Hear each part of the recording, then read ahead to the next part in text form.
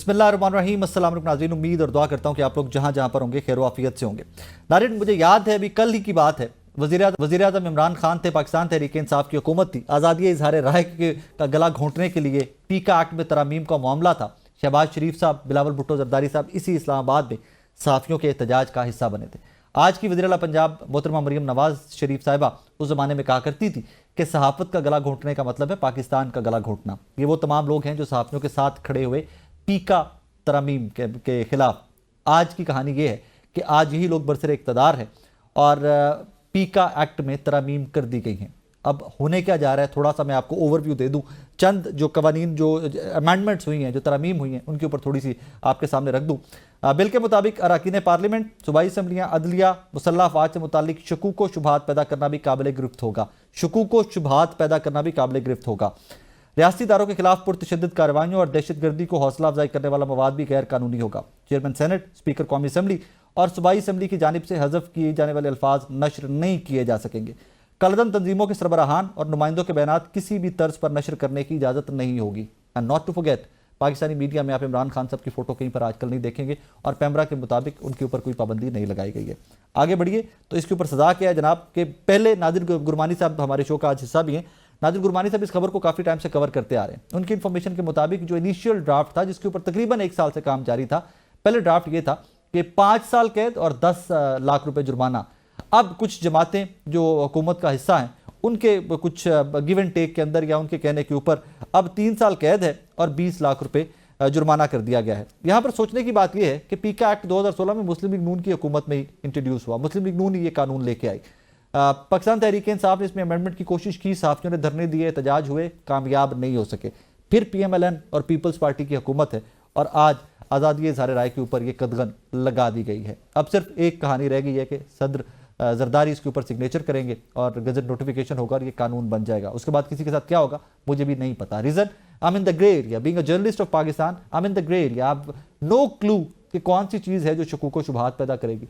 अब no clue कि मैं क्या कर सकता हूँ, मैं क्या नहीं कर सकता, क्योंकि इस सारे प्रोसेस के अंदर गवर्नमेंट थी, कोई सहाफ़ती तंजीम, कोई सहाफ़ी इन्वॉल्व नहीं था कि जो ऑन बोर्ड लिया जाता और हमें बताया जाता कि this is what we have done and this is for good of journalism in days to come. आप लोगों ने ये इन चीज़ों का ख्याल रखना है।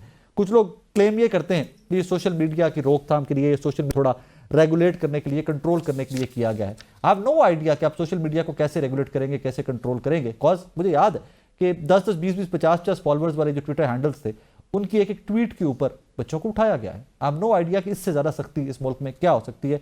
आज के शो में यही डिस्कस करते हैं कि इस कानून का मकसद क्या है और जो मकासद हैं, क्या आज की हुकूमत, माजी की अपोजिशन, आज की हुकूमत और इन डेज टू कम फिर अपोजिशन क्या अपने मकासद इस कानून से हासिल कर सकेगी। हमें ज्वाइन किया है बैरिस्टर अली जफर साहब ने, पाकिस्तान तहरीक इंसाफ से इनका ताल्लुक है। बैरिस्टर साहब अस्सलाम वालेकुम sir. Sir thank you very much for your time. Sir let's start with पीका एक्ट। आप ही की जमात के सेनेटर साहब कल अगर ये मामला थोड़ा सा रुकवाना चाहते तो रुकवा भी सकते थे। Sir was your party up to date? आपको पता था कि ये तरामीम आ रही हैं? जी, जो तरामीम सेनेट में आई हैं, एक दिन आई, अगले दिन कमेटी के पास गई, सेनेट ने कह दिया कि कमेटी जो है वो फैसला 1-2 दिन में कर दे। वो अगले दिन ही फैसला हो गया। उसके बाद ये आज बिल आ गया और आज बिल पास भी हो गया। ना उस पर डिबेट करने की इजाजत दी, ना हमने अमेंडमेंट्स दी थी, ना उसकी इजाजत दी। हमारे मुताबिक ये जो अमेंडमेंट्स आई हैं पीका एक्ट में, ये एक बराह रास्त हमला है आज़ादी राय पे, आज़ादी इजहार पे, और ये जमहूरियत को बहुत बड़ा नुकसान पहुंचा रहे हैं।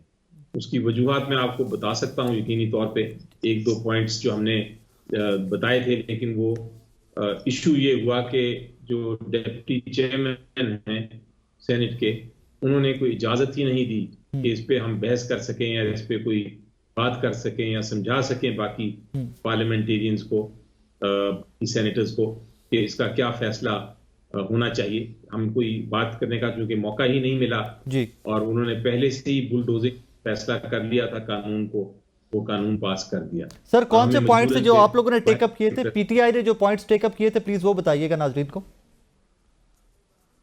ये देखिए, इसके मोटे मोटे पॉइंट्स जो मैं आपको बताता हूं। सबसे पहला जो पॉइंट तो ये है कि जब भी आप आर्टिकल किसी भी आइन के बुनियादी हकूक के बारे में कोई कानून साजी करते हैं, जो कानून साजी पोटेंशियली उसके खिलाफ जा सकती है, तो आपने सब स्टेक होल्डर्स को बुलाना होता है और स्टेक होल्डर्स से आप फिर बाकायदा मुशावरत करके वो ऐसा एक कानून बनाते हैं जो कि आर्टिकल जो है रेलेवेंट आर्टिकल आइन का उसकी खिलाफ वर्जी ना हो। अब आर्टिकल हमारा कहता है कि फ्रीडम ऑफ स्पीच है। अब फ्रीडम ऑफ स्पीच है, फ्रीडम ऑफ प्रेस है, ये सारी आज़ादी राय, आज़ादी सहाफत, ये सब उसमें शामिल है और पिका अमेंडमेंट्स उस तरह से खराब करता है। तो ये चाहिए था हुकूमत को कि जितने स्टेक होल्डर्स हैं, जिसमें जर्नलिस्ट शामिल हैं, जिसमें सिविल सोसाइटी शामिल है, ह्यूमन राइट ऑर्गेनाइजेशन शामिल हैं, वो सबको बुला के सुनती, तो वो नहीं सुना। नंबर 1। नंबर 2 में ये बहुत बड़ा एक इसमें जो गैप है, खला है और एक बड़ा एक तरह से खिलाफ है आइन के, वो ये है कि मेरी राय, अगर आपको मेरी राय पसंद नहीं है तो आप उसको कह सकते हैं कि ये मेरे खिलाफ है और मैं इसके प्रोसिक्यूट करूंगा, उसको जेल में भेज दूंगा, उसको सजा दे दूंगा। यानी कि जो फ्रीडम है, आपका जो आज़ादी राय है, उसका मतलब ये है कि आप किसी को सुना सकें कि जो चीज उसको नापसंद है, आप किसी पे तनकीद कर सकें। लेकिन इन अमेंडमेंट्स में ये होगा कि तनकीद या वो जो भी राय हो जो किसी को नापसंद है, उसकी वजह से आपको जेल में भेजा जा सकता है। ये एक बहुत बड़ा इसमें फ्लॉ है, जिसकी वजह से हमारे ख्याल से बजाय ये फेक न्यूज को रेगुलेट करने के, ये सेंसरशिप की तरफ जा रहा है। ये आज़ादी राय, बोलने की ताकत, कहने की ताकत बिल्कुल सारी खत्म कर रहा है। सेनेटर साहब, एक लाइन है, आप जरा लीगल टर्म्स में प्लीज मुझे थोड़ा समझा दीजिएगा। बिल के मुताबिक अरकान पार्लियामेंट, सूबाई असम्बलियां, अदलिया, मुसल्लह अफवाज से मुतालिक शुकूक शुबहात पैदा करना भी काबिल गिरफ्त होगा। सर, ये शुकूक शुबहात के जुमरे में क्या क्या आएगा?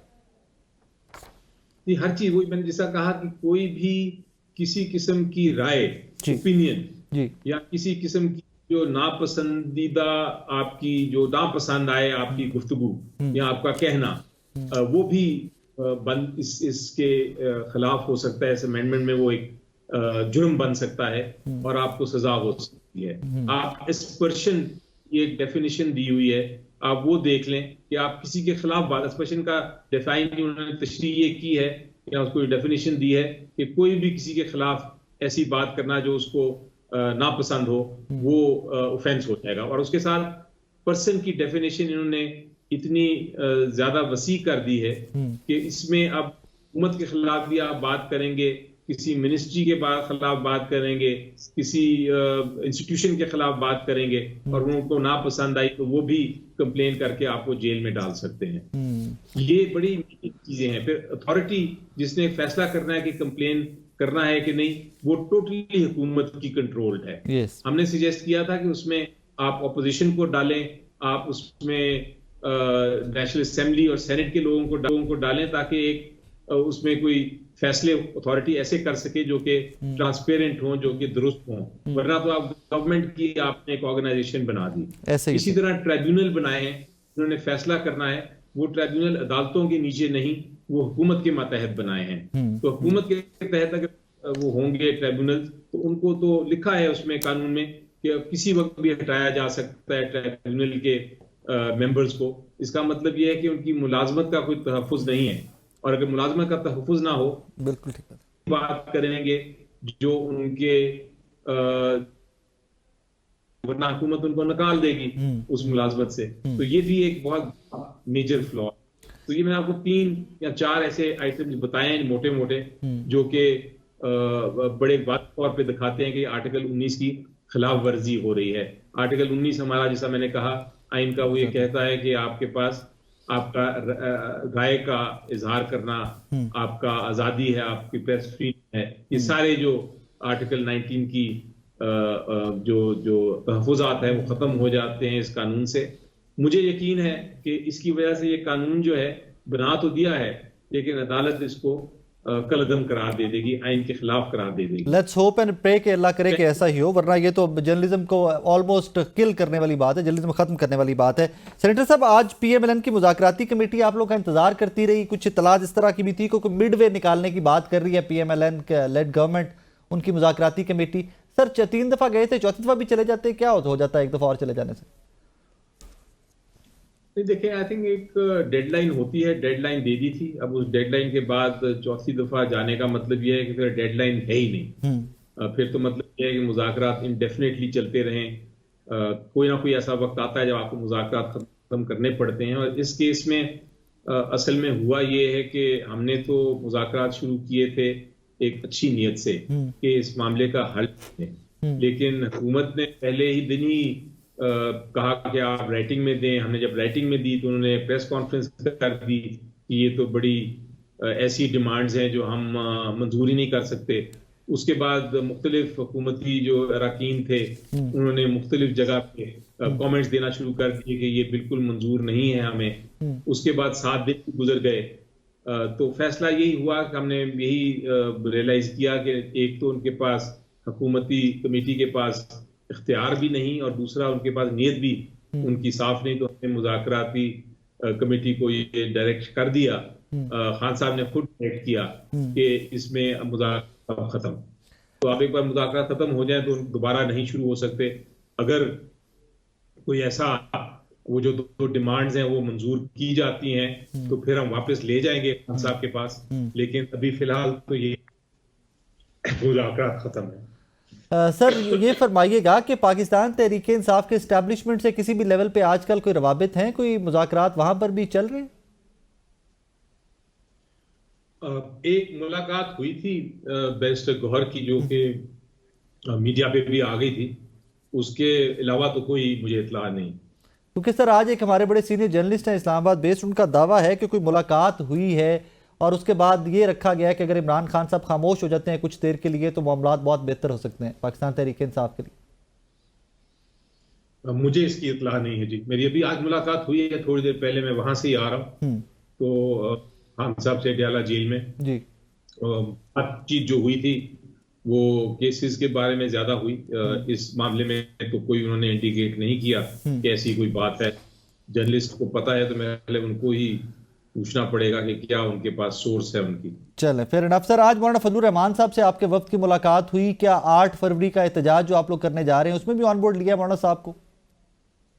जी बिल्कुल, हम हर ये डायरेक्शन बड़ी वाजे है बानी चेयरमैन की कि आप हर जो सियासी जमात है जो आपके साथ असूलों पे या प्रिंसिपल्स पे खड़ा होना चाहती है उनके अपने अपने मौक़िफ़ अलग होंगे, लेकिन अगर इन पॉइंट इंसानी हकूक, बुनियादी हकूक, जमहूरियत, रूल ऑफ लॉ, अगर इन पॉइंट्स पे अगर आपके साथ खड़ा होना चाहता है कोई तो उसको जरूर शामिल करें अपने एहतजाज में। सर मारूंग बलोच साहिबा का भी जिक्र आपकी पार्टी आजकल कर रही है, क्या वो भी आपकी तरह असूलों पे खड़ी है?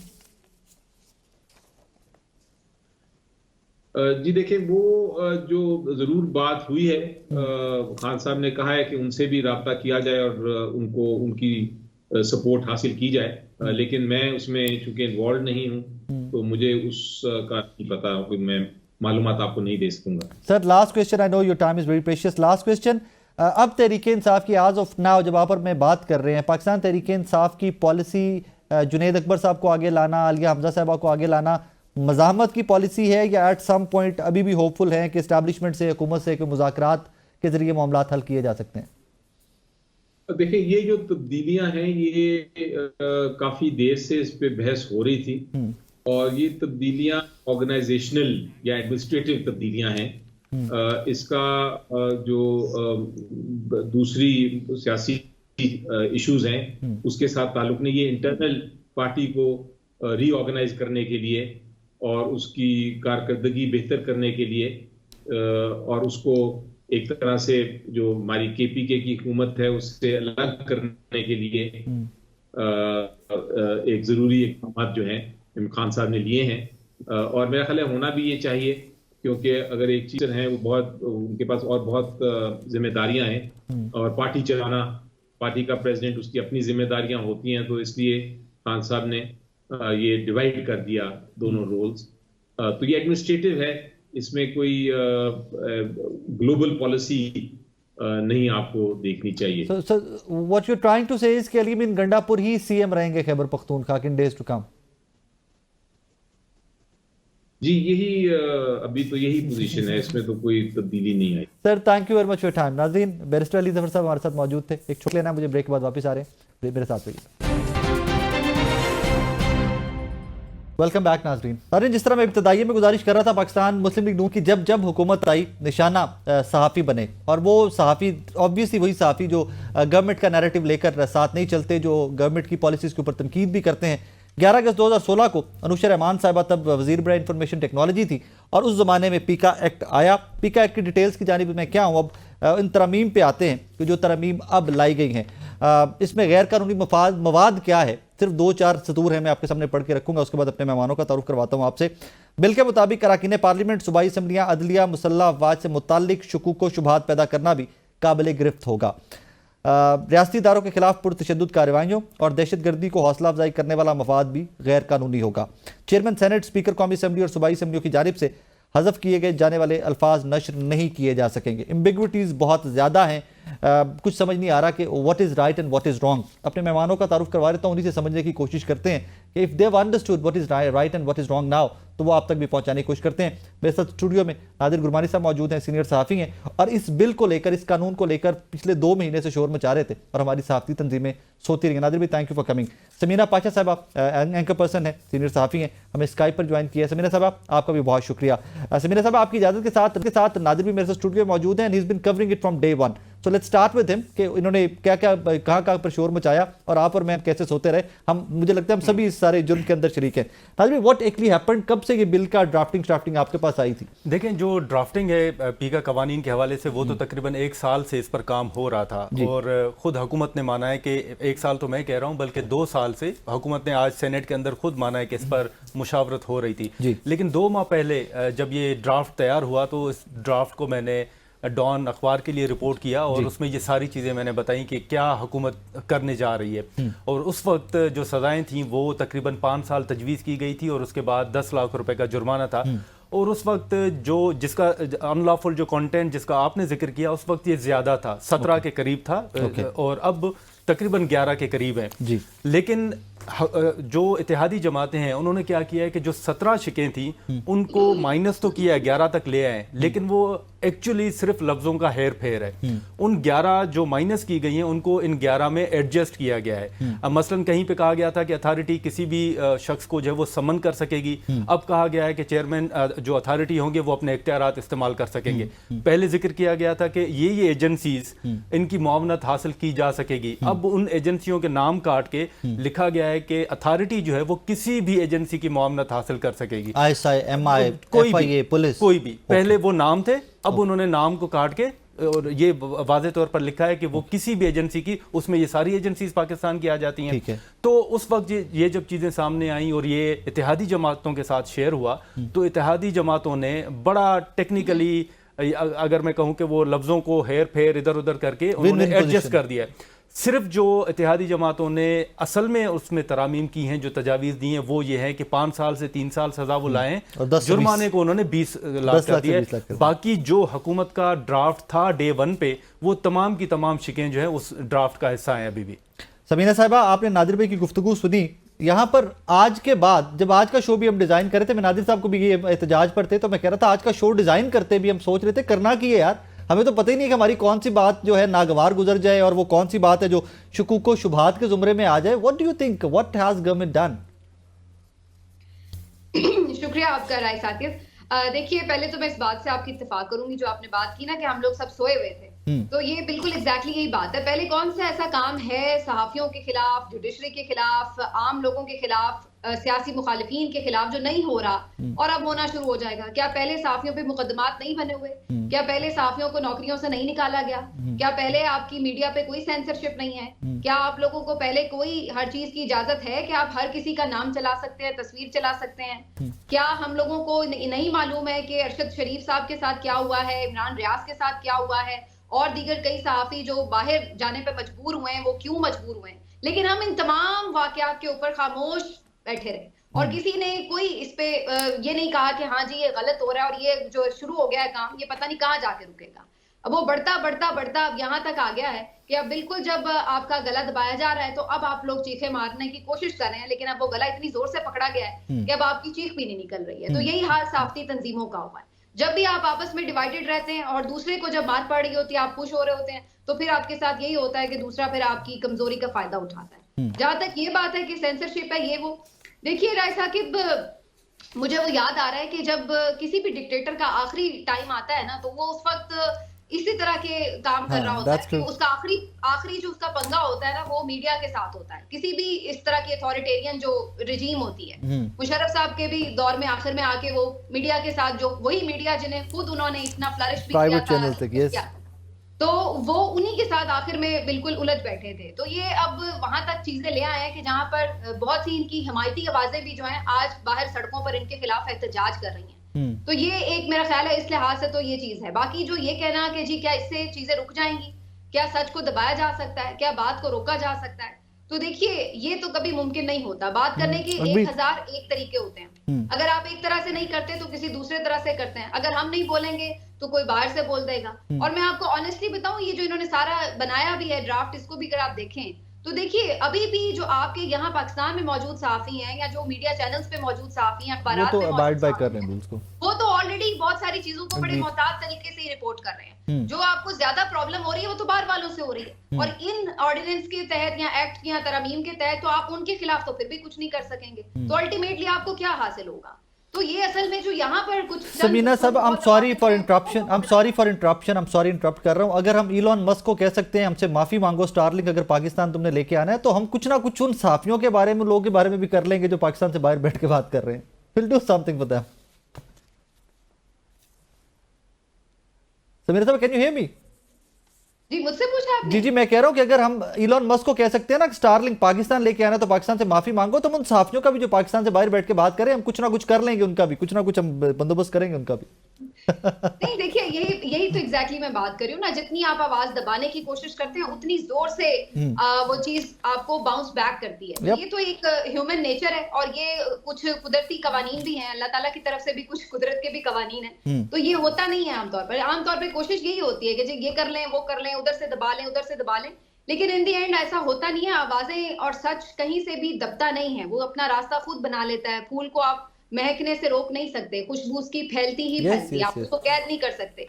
लफ्ज जो होते हैं वो आपके इजहार का जरिया जरूर हैं, लेकिन आप सिर्फ ख्याल को लफ्जों में कैद करके नहीं सिर्फ पेश कर सकते, उसके जो इजहार के तरीके हैं वो और भी बहुत सारे होते हैं। आपने खामोश फिल्में देखी हुई है ना, जो बना करती थी Charlie Chaplin, the biggest example, Charlie Chaplin, he never spoke a word। क्या उसमें स्टोरी नहीं होती थी? क्या उसमें मैसेजिंग नहीं होती थी? टॉम एंड जेरी आप देख लें, उसमें भी कोई लफ्ज नहीं होते, लेकिन उसमें स्टोरी आपको सारी समझ। That's beautiful example actually, ये बड़ी खूबसूरत मिसाल दी। टॉम एंड जेरी बन जाएंगे मेरे ख्याल से। चले, मैं आपका ब्लॉग आज का देखूंगा, आई होप कि आप भी उसमें आज भी इशारों से बात करेंगे मुझसे।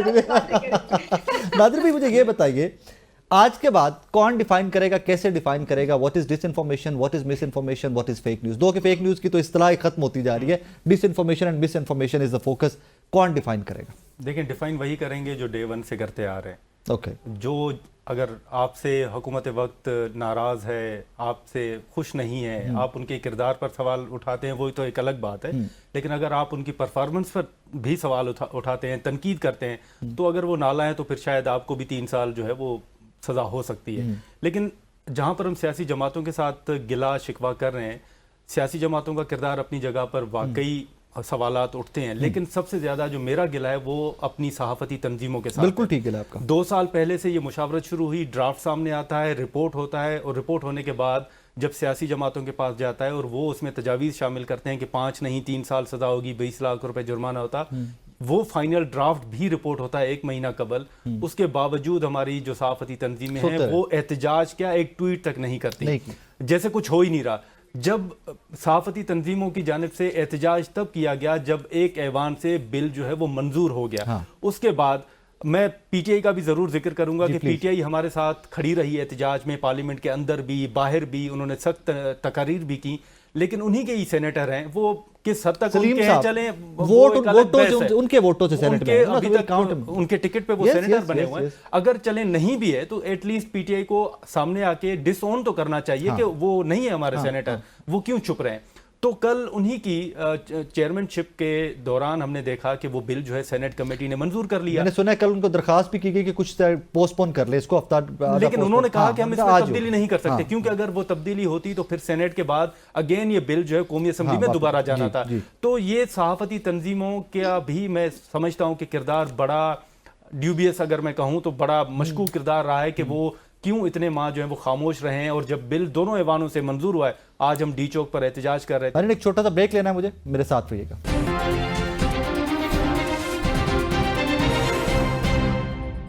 वेलकम बैक नाजरीन। सबीना, अभी हम नेशनल प्रेस क्लब के बाहर मौजूद थे, नादिर साहब भी वहां पर थे, कुछ और भी हमारी कम्युनिटी के लोग वहां पर मौजूद थे। वहां पर एक सीनियर साफी है, मैं नाम क्या लूं, वो मुझे कहते हो यार तुझे हमें रौला पाया सारे आने हुए सोशल मीडिया लिए आया है, तानू किसी ने कुछ नहीं कहना। अब मैंने उनसे आगे से कहा, मैं क्या सर मैं भी ट्विटर पे हूँ, मैं फेसबुक पेज भी है मेरा, मैं यूट्यूब पे भी थोड़ा बहुत काम करता हूँ टीवी के साथ साथ, तो मुझे बताइए कि कौन सा सहाफ़ी ऐसा है जो सिर्फ टीवी पे काम कर रहा है और डिजिटली एक्टिव नहीं है। हामिद मीर साहब से आप स्टार्ट कर लीजिए और हम जैसे जो जूनियर लोग हैं हम तक आ जाइए, हर बंदा डिजिटली भी एक्टिव है। सवाल फिर वही जो मैंने नादिर साहब के भी सामने रखा है समीना साहबा, कि कौन डिसाइड करेगा फेक न्यूज़ क्या है और ठीक खबर क्या है? Who will decide that now? मजे की बात यह है कि ये तो हुकूमत खुद भी नहीं डिसाइड कर सकती, क्योंकि इनका भी एक वजीर कुछ कह रहा होता है, दूसरा वजीर कुछ और कह रहा होता है। अब आपको मैं मिसालें देने लगूं तो बहुत सारी मिसालें हैं कि एक वजीर कह रहा होगा कि गोली आज ना आप दोनों ने मेरी गुजारिश पे बेनजीर शाह साहब ने एक थ्रेड किया हुआ है, आपने वो पढ़ना है, वो उन्होंने सारा फेक न्यूज़ के ऊपर एक थ्रेड किया हुआ है। वो बहुत मिल जाएंगे आपको कि वो एक वजीर कुछ कह रहा है और दूसरा वजीर उसी इवेंट के बारे में कुछ और कह रहा है, तो ये खुद नहीं डिसाइड कर सकते कि फेक न्यूज़ क्या है जी। तो बेसिकली मैं तो समझती हूँ कि ज्यादा जो फेक न्यूज आई हैं वो हुकूमती हलकों से ज्यादा आपको फेक न्यूज नजर आती हैं। बाकी जो ये एनोनिमस से अकाउंट होते हैं वो जरूर फेक न्यूज फैलाते हैं, वो बाजुकात बहुत हद से ज्यादा गिरी हुई ट्वीट्स भी करते हैं, या अगर व्लॉग्स पे भी बाजुकात बड़े ही गुमराह कुन किस्म की बातें की जाती हैं, तो वो भी चीजें ठीक है अपनी जगह, उनका तदारुक भी होना चाहिए, मैं कोई इस बात के खिलाफ नहीं हूँ। लेकिन जो यहाँ पर इस वक्त सिचुएशन है ना, जिसमें जो जैसे आपने चीजें पढ़ के बताई हैं, इसमें तो सीधा सीधा आपको अंदाजा हो रहा है कि क्या इसमें टारगेट क्या है, मतमा नजर क्या है। आप ये बात कर रहे थे कि जी कोई कह रहा है कि सहाफी नहीं इसमें टारगेट है बल्कि जो सोशल मीडिया है, तो भाई ये तो आपने उससे भी बड़ी एक स्पेक्ट्रम पे पाबंदी लगा दी है, इसका मतलब है क्योंकि सहाफी तो आप जो जिनको आप सहाफी कहते हैं, पता नहीं ये सहाफी भी किसको कहते हैं, अब तो ये भी बड़ा मसला है, हर किसी को ये सहाफी मानते भी नहीं है। मैं आज देख रही थी, हैरान हो रही थी, एक क्लिप मेरी नजर से गुजरा, आरफा नूर साहिबा इतनी सीजन्ड जर्नलिस्ट हैं, वो बेचारी अकील मलिक साहब को बता रही थी कि उनकी जो अब तारीफ है सहाफी की, तो उसमें तो वो आरफा नूर साहिबा भी मेरा ख्याल है एग्जिस्ट नहीं कर रही सहाफी है वो, तो ये सूरत हाल बन चुकी है। तो वहां पे तो हमें और आपको जो है ना वो बाकायदा लाइसेंस लेना पड़ेगा हुकूमत से। नहीं, मुझे लगता ये है कि वजारत इत्तलात व नशरियात एक हमें बताएगी कि भाई तुम सहाफी हो, तुम सहाफी नहीं हो, आज के बाद तुम सहाफी हो। तो तारड़ साहब जो है वो ऑनवर्ड टेलीविजन पे आके एक लिस्ट पढ़ दें कि जनाब फला फला सहाफी है, हमारे कागजों में बाकी फारग हो, चलो कुछ और करो,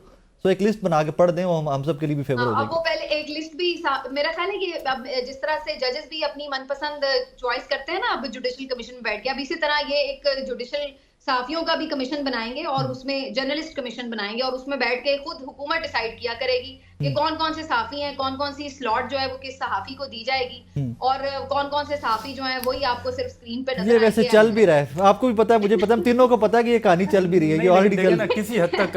अगर फेक न्यूज के देखें, फेक न्यूज को ना आप डिफेंड कर रहे हैं ना मैं डिफेंड कर रहा हूं, ठीक है ना, कोई डिफेंड नहीं कर रहा, लेकिन ये देखें कि फेक न्यूज का जिम्मेदार है कौन? खुद हुकूमत है। आप 26 नवंबर की सिर्फ एक मिसाल अपने सामने रखें कि वजीर इत्तलात साहब ने क्या कहा कि कोई गोली नहीं चली, इसाक डार साहब ने क्या कहा, बाकियों ने कहा कि गोली चली है लेकिन उस साइड से चली है, फिर इन्होंने कहा कि कोई बंदा नहीं मरा, फिर कहा गया कि नहीं इतने बंदे मरे, इतने बंदे नहीं मरे। अब उसमें हुआ क्या कि हुकूमत ने नेशनल मीडिया को उस कवरेज से रोक दिया जी। तो ट्वीट्स कहां से हुए? जो कारकुनान थे उन्होंने ट्वीट किए, किसी ने कहा 100 मर गए, किसी ने कहा मेरे सामने बंदा मरा, मेरे सामने गोली लगी। तो बात यह है कि जब आप सहाफियों को काम करने से रोकेंगे, आप उस वक्त अगर सहाफियों को छोड़ते तो वो पॉलीक्लिनिक भी चले जाते, वो पिम्स भी चले जाते, वो फुटेजेस भी दिखाते, वो आपको डेटा भी दिखाते। तो आपने सहाफियों को रोका और सहाफियों को काम से रोकने की वजह से ही फेक न्यूज ने जन्म लिया। तो हम नहीं है रिस्पॉन्सिबल फेक न्यूज के, आपने ही उसको जन्म दिया है, आप ही उसको आगे भी बढ़ा रहे हैं। मैं नादिर साहब इसमें ऐड करना चाहूंगा, एक जो भी फेक न्यूज का ट्विटर हैंडल आप देखेंगे ना किसी सियासी जमात से उनका कोई ना कोई एफिलिएशन जरूर निकलेगी, हर सियासी जमात से। ये नहीं कह रहा कि मैं पीएमएलएन है, पीटीआई है, पीपल्स पार्टी है, जो कोई भी फेक न्यूज पैडलर होगा वो नैरेटिव बिल्डिंग में किसी ना किसी सियासी जमात को डैमेज कर रहा होगा, किसी ना किसी सियासी जमात को फेवर कर रहा होगा। अभी रिसेंटली मैंने कुछ शो में भी डिस्कस किया था थोड़ा सा एक सेगमेंट जस्टिस मुसर्रत हलाली साहिबा को लेकर 2 ट्विटर हैंडल थे, उन्होंने कोई उनकी फेक ऑडियो बना के, वो वाइडली इतनी डिस्कस थी, मैं उसके ऊपर व्यूज देख रहा था, एक ट्वीट के ऊपर भी 7 लाख लोगों के व्यूज थे यार, 7 लाख लोगों तक वो फेक न्यूज पहुंची थी। और वहां पर अब मुसर्रत हिलाली साहबा बेचारी आकर खुद तो रिफ्यूट नहीं कर सकती थी कि मेरी ऑडियो नहीं है, वो मिशाल यूसुफजई साहिबा के साथ फेक ऑडियो बनाई गई थी। वहां पर गवर्नमेंट को इंटरवीन करना चाहिए, वी सपोर्ट दैट, लेकिन क्लैरिटी तो ले आइए ना। समीरा साहब, मुझे एक चीज पे आज बड़ा प्रॉब्लम हो रहा था कि हम बार बार नादिर से भी बात कर रहे हैं कि हमारे साथियों को भी ऑन बोर्ड नहीं लिया, साथियों ने कोई शोर भी नहीं मचाया सच। वैसे राजेश साहब, इस पे मैं आपकी तरफ भी आ रहा हूं समीरा साहब के बाद, अगर ऑन बोर्ड ले भी लेते साथियों को कि जी बैठे हमारे साथ, बताएं हमें इसमें पैमरा जो है, पीका एक्ट जो है, इसमें हमें तरामीम करनी है, हेल्प करें हमारे कौन से साथी थे जो लगता है आपको इस काबिल थे कि इतने पढ़े लिखे या इतना ग्रिप रखते थे डिजिटल मीडिया की पॉलिसीज को, समझते थे कि जो ऐड कर सकते थे वैल्यू कि यार ये कर लो। Sameera, I am asking you. अच्छा, नहीं, आपकी बात सही है राय साकिब, अगर ऑन बोर्ड लेते तो कुछ ना कुछ चीजें सामने आती हैं, कोई ना कोई जब ब्रेन्स बैठते हैं तो जाहिर है वो कुछ बेहतर सूरत हाल निकालते हैं। ऐसा तो नहीं है कि बिल्कुल सारे कुन जहन बैठे हुए हैं और किसी को कुछ नहीं पता है, लेकिन असल में प्रॉब्लम पता है क्या है? प्रॉब्लम फिर वहीं आ जाके रुकता है राय साकिब की नीयत क्या है, आपका एम क्या है। अभी आप देखिएगा कुछ दिनों में पीएमएलएन और पीपल्स पार्टी खुद ये कह रहे होंगे कि यार हम तो करना नहीं चाहते थे, हमसे तो करवाया गया, जैसे ये कह रहे हैं ना सहूलतकारी करके हुकूमत जो है वो दिलवाई गई जबरदस्ती, तो ये बाद में आहिस्ता आहिस्ता हर चीज से जब हाथ झाड़ेंगे ना कि जी हमसे करवाया गया, हाँ। तो बेसिकली ये माखिज एक ही है। ये आपको याद होगा पीटीआई के दौर में भी आया था ये कानून, और फिर उसके बाद वो वापस लिया गया था, तो उस वक्त भी माखिज एक ही होता है हमेशा, लेकिन आगे जो आपके करने वाले होते हैं उस वक्त तो बड़े बढ़ चढ़कर होशियारी से कर रहे होते हैं, अपने नंबर भी बनाने की कोशिश कर रहे होते हैं, और बाद में फिर वही चीजें जब पलट के इनके ऊपर आती हैं तो फिर ये कहते हैं कि जनाब हमसे तो करवाया गया, हम तो खुद नहीं थे। अला कानून करार दिया था, अब वही पीपल्स पार्टी है, वही शहबाज शरीफ साहब हैं, और ये कानून जो है वो आपके सामने।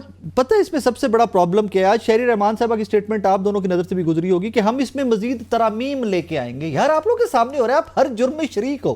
Peoples party is part of the government, आपके वोटों से शहबाज शरीफ साहब वज़ीर आज़म बने हुए, हर चीज हो रही होती है, फेंक दे पीएमएलएन के ऊपर, पीपल्स पार्टी और एंड में कह रहे थे जी हम आपके साथ। इसमें ऐड कर दूं जो अभी आप बात कर रहे थे ना कि कोई देखिए बहुत हमारे बड़े बड़े नाम हैं और बड़े ऐसे जर्नलिस्ट हैं जिनके ऊपर किसी को एतराज भी नहीं है। मजहर अब्बास साहब हैं, उन्होंने ये आपको पता है कि जो सहाफती तंजीमें हैं उसके लिए भी काम किया हुआ है, इतनी उनकी एक्सपीरियंस है, और वो एक ऐसे जर्नलिस्ट हैं जिनके ऊपर मेरा नहीं ख्याल है कि कोई ये एतराज करेगा कि वो कोई बायस्ड बात करते हैं या कोई पार्टी के साथ उनकी एफिलिएशन है किसी हवाले से, और वो इन चीजों को समझते हैं, कानून को भी, आइन को भी। तो आप इस तरह के नाम ले सकते हैं, ऐसे कोई आपको और कई नाम मिल सकते हैं जिनको आप बिठाकर और ये इसके ऊपर बात कर सकते हैं, अगर आप सही मानों में सिर्फ फेक न्यूज के तदारुक के लिए कोई काम करना चाहें।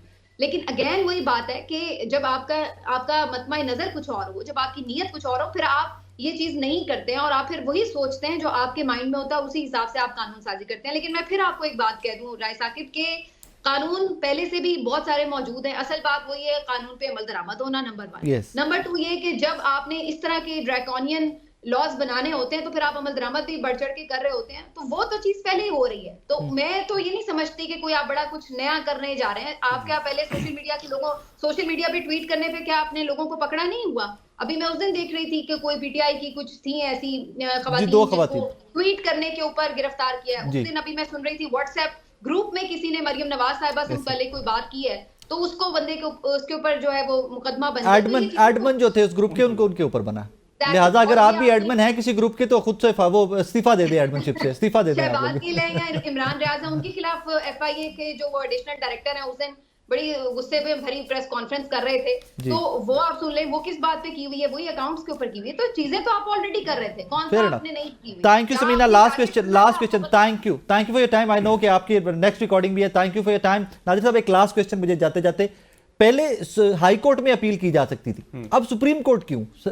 इलीट मोस्ट प्लेटफॉर्म क्यों रखा गया है इस अथॉरिटी की जानिब से इस तरमीम में? ये तो शुक्र करेंगे इन्होंने सुप्रीम कोर्ट का जिक्र किया है। जो इससे पहले ड्राफ्ट था उसमें इन्होंने लिखा था कि अथॉरिटी का जो फैसला होगा वो हतमी होगा, वो कहीं चैलेंज नहीं होगा, कहीं भी चैलेंज नहीं होगा, ये लिखा गया था। लेकिन बाद में इन्होंने हाई कोर्ट को माइनस करके कम से कम एक फोरम हमें दिया है कि आप सुप्रीम कोर्ट जो है वो जा सकते हैं। अब ये भी कंफ्यूजन है कि वो आईनी बेंच सुनेगा कि रेगुलर बेंच सुनेगा। थैंक यू नादिर, ये आपके ट्वीट्स पे डिपेंड करता है। Thank you very much Nadir भाई। नादिर, मुझे नहीं पता कि इस ये जो एक्ट में तरामीम हुई हैं फर्दर तरामीम होंगी, एज शहरी रहमान साहब सेड कि इसमें फर्दर तरामीम की ज़रूरत है, but what I want to bring on record is कि कुछ लोग काले कवानीन आज़ादी इजहार राय के साथ खड़े हुए थे, काले कवानीन के खिलाफ खड़े हुए थे। And in days to come जब PMLN और पीपल्स पार्टी आपको और मुझे बताएगी कि पाकिस्तान के अंदर सहाफ़त आज़ाद नहीं है, तो मैं उनको नादिर गुरमानी साहब, समीना पाचा साहबा, उनको आज के इस शो के क्लिप्स दिखाकर, निकाल कर दिखाकर रिमाइंड ज़रूर करवा सकेंगे कि what you have done to journalism in this country in the past. Because